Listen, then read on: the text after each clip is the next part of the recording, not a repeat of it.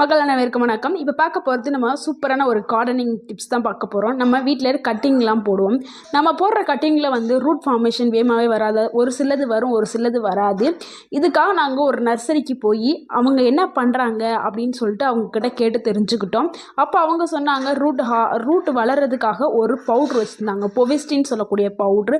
அது கொஞ்சமாக எடுத்துகிட்டு அதில் வந்து கொஞ்சம் தண்ணியை ஊற்றி அந்த பேஸ்ட் மாதிரி இருக்கும். அதில் தண்ணி கொஞ்சம் அதிகமாகவே ஊற்றி நல்லா தண்ணியை கலந்துக்கணும்.